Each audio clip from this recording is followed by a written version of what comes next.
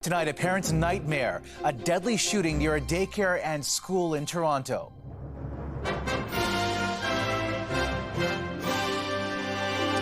There's so many little kids that could be hurt. The terrifying moments for staff and children. There was a period of a lockdown here. The reunions and what police are saying about the shooter. Millions of Canadians sizzle in extreme heat. The danger in classrooms. The urgent new warning about social media from the U.S.'s top doctor. Many parents don't know that those risks exist. Plus, the latest snapshot of Canada's housing market and looking at the real estate forecast. And clawing for a comeback. We want the cup! We're number one, baby. The Oilers and their fans ride high into Game 5 against the Panthers. Still alive and headed to Game 5.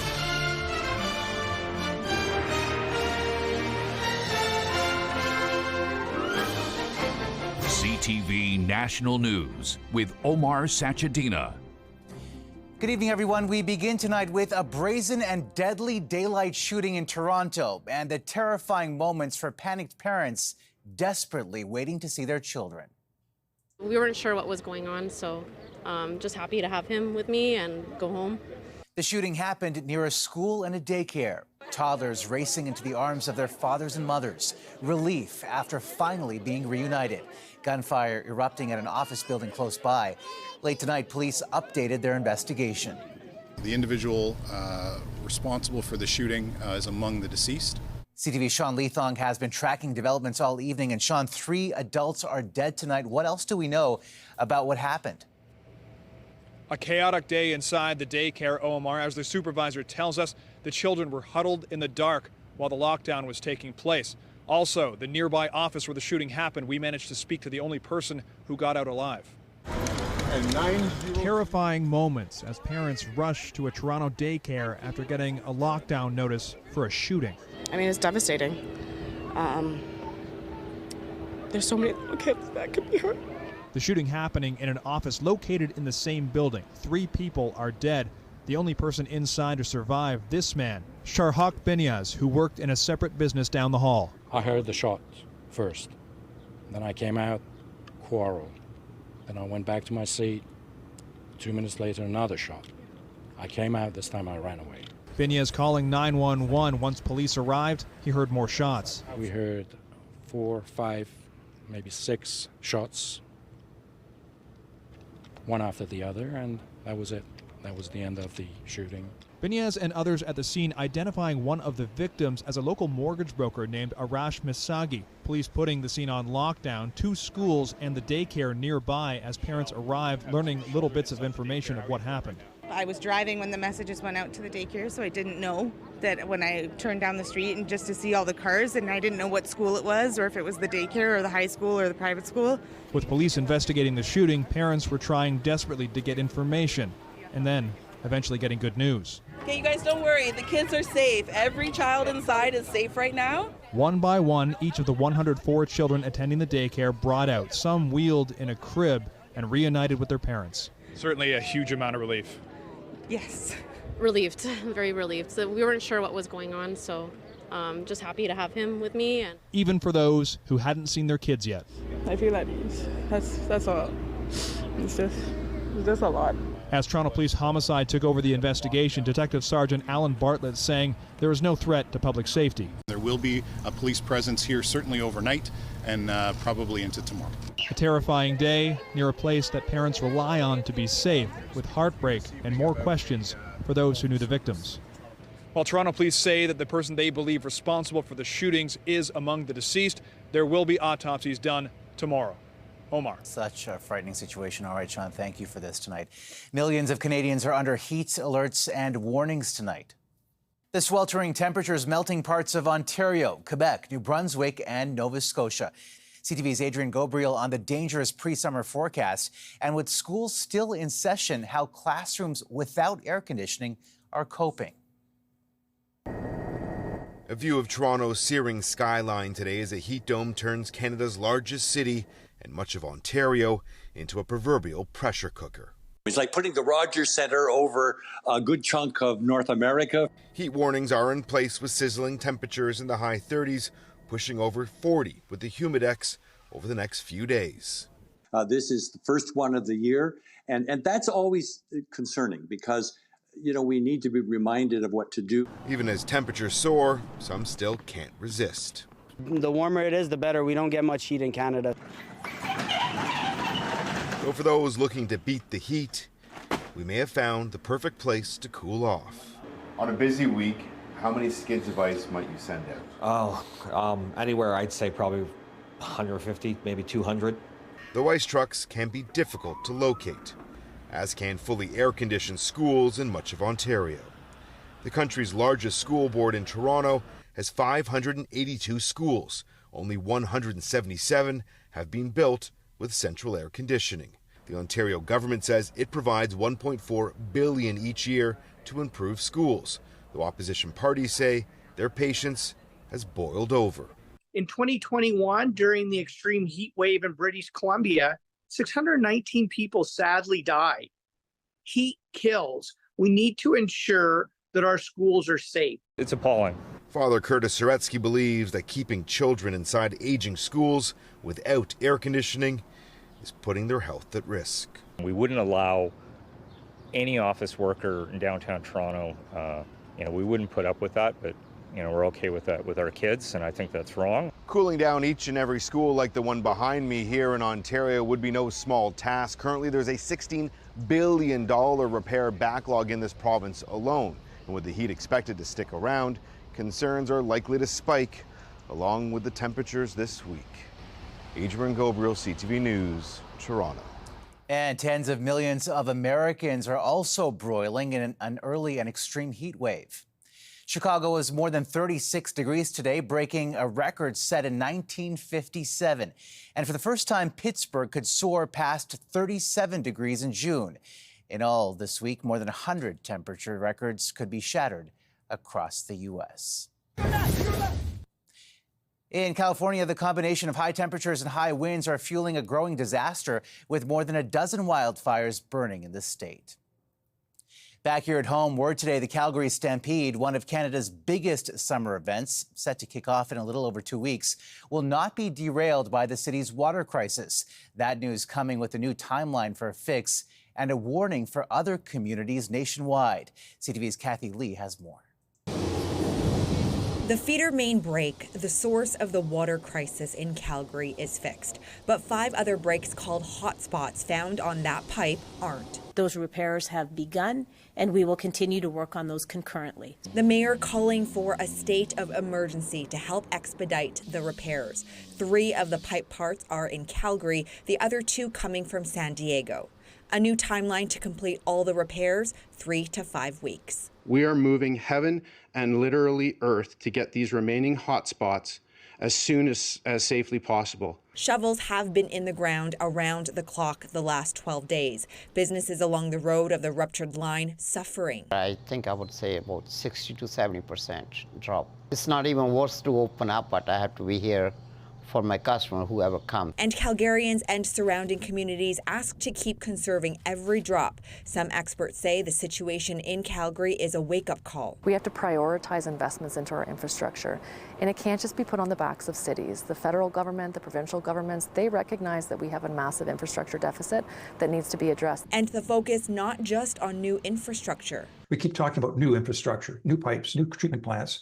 But in fact, the ticking time bomb is the older infrastructure that has to be replaced. Meanwhile, some positive news on the Calgary Stampede, which draws in visitors around the world and brings in $282 million to Alberta's economy. Organizers say the show must go on, but in a very responsible way. To the maximum extent possible, we will seek to offset the use of Calgary treated water. The city says Calgary is open to tourists and welcomes them, but are asking visitors to join the effort to conserve water when they are here. Kathy Lee, CTV News, Calgary. And while the Stampede is still on, cell phones will soon have to be turned off in Alberta classrooms from kindergarten to grade 12. I'm confident that together these restrictions will reduce distractions, maximize learning time, support student mental health, and reduce opportunities for cyberbullying. The provincial government said the ban comes into effect this fall. Exceptions will be granted to students who use phones for health purposes. Similar measures in Quebec, Ontario, and BC have also been announced or implemented. Alberta's ban also includes limits on school computers to social media, which the top doctor in the U.S. today called the defining challenge of our time. Here's CTV's Alison Bamford on his warning and the new push. We've seen the warnings on cigarette packs. Now the top U.S. health official wants Congress to require similar labels for social media. Many parents don't know that those risks exist. And we have data from tobacco warning labels that in fact tells us that they can be helpful in changing awareness and changing behavior. Data shows teens who spend more than 3 hours a day on social media face double the risk of anxiety and depression, and the average user that age spends nearly 5 hours online every day. Writing in the New York Times, the U.S. Surgeon General says a warning label would regularly remind parents and adolescents that social media has not been proved safe. It could actually be pushed to individuals at times when they're exceeding a certain amount of screen time, when they're using the app on a continuous basis, or even before downloading an app. That your families have had to suffer. The call comes 6 months after Meta CEO Mark Zuckerberg apologized at a Senate hearing to parents whose children were exploited, bullied, or driven to self-harm via social media. And 1 year after the Surgeon General put forward safety recommendations, including suggesting parents establish tech-free zones and time limits at home. It's part of a suite of other interventions we should be considering at this time. The Canadian Mental Health Association also wants social media giants to be transparent with their information. Researchers lack the raw data to be able to analyze trends in terms of usage across platforms and the impact that it's having day to day. There are some protections already in place, including minimum age requirements to sign up for an account, but those can be easily bypassed. Social media platforms should proactively look at making their platform safer on a continuous basis. If these warning labels become a requirement in the United States, experts say they wouldn't be surprised if social media companies apply them to platforms globally. Omar? All right, Allison, thanks. There are new developments tonight in a suspected assassination plot of a Sikh separatist on American soil. It's one of 2 cases causing tension between the U.S., Canada, and India. The other involves a BC Sikh activist killed 1 year ago. And as Bureau Chief Andrew Johnson reports, his supporters are still searching for answers. Nikol Gupta is marched onto a plane in the Czech Republic before being extradited to the United States. He is charged with trying to hire a hitman to assassinate dual U.S.-Canadian citizen and Sikh activist Gurpatwant Pannu in New York City. U.S. prosecutors allege he did so on behalf of the Indian government. Gupta has pleaded not guilty. India is using violence in Canada and America and consequently challenging the sovereignty of these countries. While the suspected plot to kill Pannu failed, another advocate for a separate Sikh state wasn't so lucky. BC's Hardeep Singh Nijjar, who worked closely with Pannu, was shot dead in his pickup a year ago tomorrow in Surrey, BC. Even though Hardeep Singh Nijjar Shaheed is not with us, but his spirit is never going to die. 4 men have been charged with first-degree murder in Nijjar's death, but Sikh groups in BC gathering to honor Nijjar and call for justice believe ultimately the Indian government needs to be held accountable. The bigger question is still India, that they're still out there, they're still looming, and they're the ones with the policy of killing Sikh leadership overseas. Sikh separatists like Pannu and Nijjar are labeled terrorists in India, but Pannu says he's not deterred by being a wanted man. We are going to continue irrespective of the death threats and the assassination attempts on my life, for the cause Hardeep Singh Nijjar gave his life. I'm also ready to take a bullet, but will continue on that path. Sikh groups say they're worried there could be more violence if India does not face consequences for behavior they claim is more fitting of an authoritarian regime than the world's largest democracy. Andrew Johnson, CTV News, Vancouver. India and China were cited as the two biggest threats to Canadian democracy, according to a bombshell report on foreign interference, which we learned will be part of a former judge's final review at the end of the year. But there are already conflicting views from two party leaders on the report, prompting more questions today in Ottawa. CTV's Michael Couture explains. I was up here and I read the report. I was really relieved. For nearly an hour, the Green Party leader tried to explain why her reaction to that top-secret report was different from Jagmeet Singh's. I am more alarmed today than I was yesterday. Elizabeth May contends they're both concerned about foreign interference after reading the unredacted version of the report from the National Security and Intelligence Committee of Parliamentarians. And she's calling for other leaders to unite against foreign interference. The best way to tell other particularly hostile actors interested in undermining Canadian democracy that they better get their asses out of Canada is that we work together, we pull together. BC Premier David Eby is asking for a similar type of collaboration to deal with foreign meddling, sending this letter to Prime Minister Justin Trudeau, urging the federal government to implement its foreign interference bill as soon as it clears the Senate. So that we can get that briefing from CSIS about the risks at the political level and at the government level. Some of the focus is also on federal party nomination contests and leadership races. Both were targeted by foreign interference, according to Justice Marie-Josée Hogue's initial report and the report from NSI COP. We have already a really serious nomination process at the NDP, and maybe other parties could be inspired by our practice. It comes down to the political parties doing a better job policing their nomination. So I have no issue with it in my riding and on my side of the aisle. May says to have true collaboration, all party leaders must read that top-secret report. Bloc Québécois leader Yves-François Blanchet is in the process of getting his security clearance, while Conservative leader Pierre Poilievre says he'll only take a briefing from Canada's spy agency if they have any concerns about his party or his caucus. Omar. All right, Mike, thanks. Coming up. I thank all of you for being here tonight. Celine Dion's documentary premieres, plus a springtime slowdown in the housing market. How long will it last?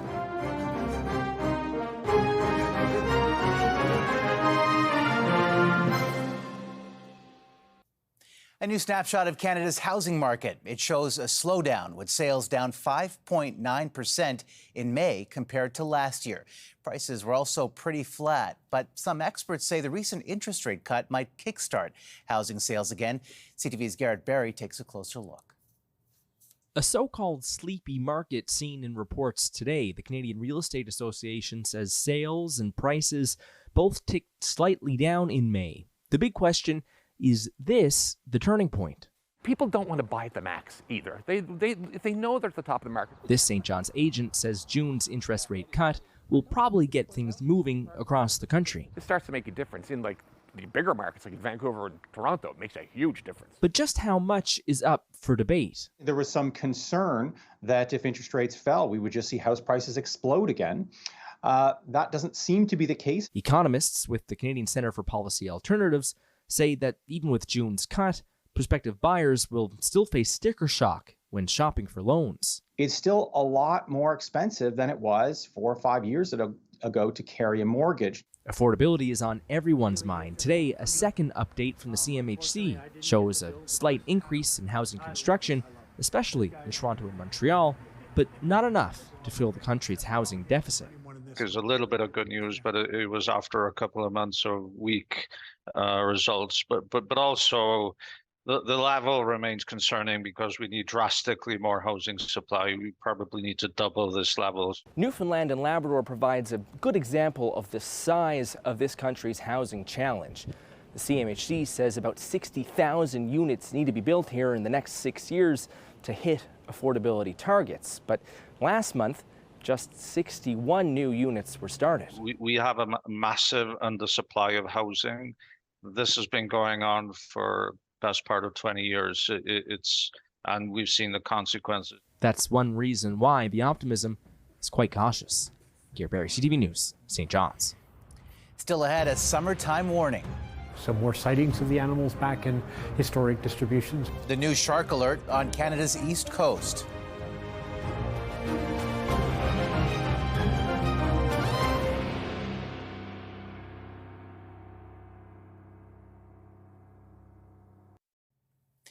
Beachgoers in Nova Scotia can expect to see something new this summer, warning signs about sharks and how to avoid them.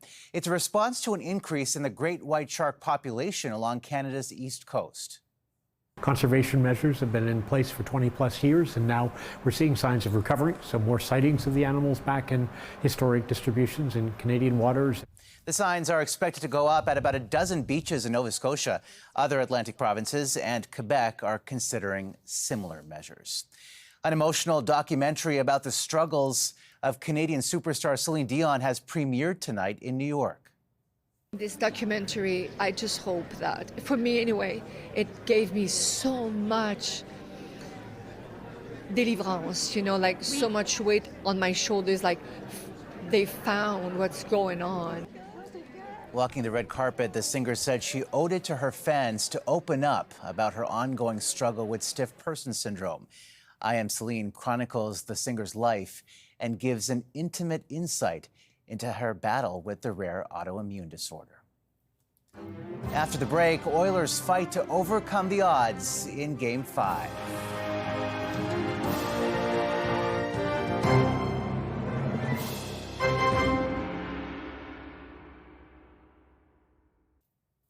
Well, the Edmonton Oilers are down but not out. Saturday's big win at home sparked new hopes of a major comeback and keeps the Stanley Cup dream alive. CTV's Paul Hollingsworth is outside the arena in Florida with a preview of Game 5 tomorrow. Paul.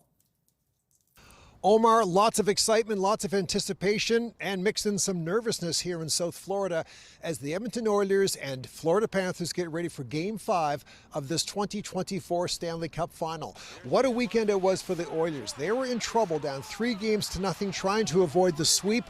What happens? They found a way to win and win big, 8-1 to avoid the sweep, push this series to Game 5. From a fan standpoint, we saw several thousand Oilers fans make the trip to South Florida last week. We are anticipating more of the same heading into Game 5. It's interesting how sports works because Florida had a commanding 3-0 lead in the series. Now it's 3-1. There's a bit of pressure on Florida. They do not want this series to go back to Edmonton for Game 6 and set up a possible Game 7. So the Florida Panthers feeling a little bit of pressure as they try to win their first Stanley Cup.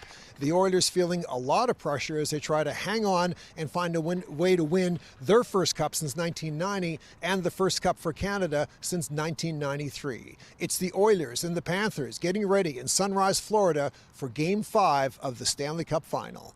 Omar. The stakes are high, and hopefully after tomorrow, a step closer to hoisting that cup. We will keep our fingers crossed. Paul, thank you. That's a snapshot of this Monday for all of us at CTV National News. Thank you for watching. Good night, and see you tomorrow.